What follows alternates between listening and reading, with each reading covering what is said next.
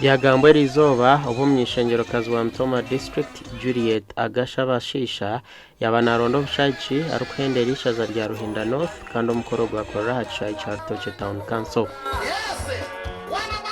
Eriero mabashisha bakatuntu no bahurana bagamba nagamba rushumuto ko mugaruka mwira. Konka Juliet ogwa kazi yabaregura mu bwa deputy speaker. Kandi na deputy speaker ku yabaryana ni murebo murisho mugambira atakaba barya no bwebwa ikintu kwenda kubagambira ombyo hereza Juliet atakagire mu parliament tukabatine ndebe ya deputy speaker ebukozwe Mtoma omyakena nibyegambira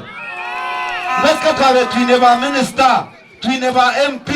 kabya bitaka kobaga tukumanza ngo Juliet obwagireyo tukarete cyentebe nuwabikozire Juliet ngo mukazomwe okurgankore region owundi kura nashasha ngo yargo parliament not Mtoma ankore region tuzakuba twaferwa ki ekintu cyango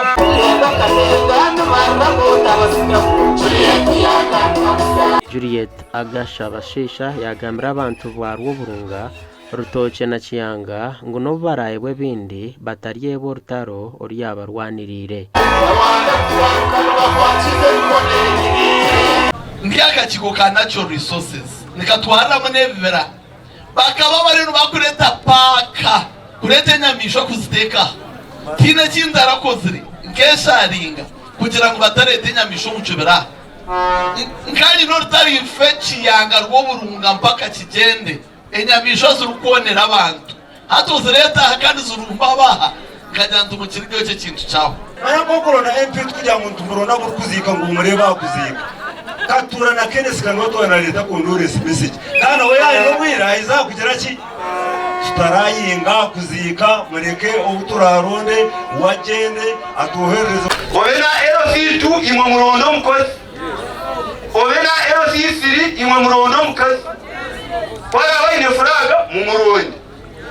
Pora waine furaga takora mu muriki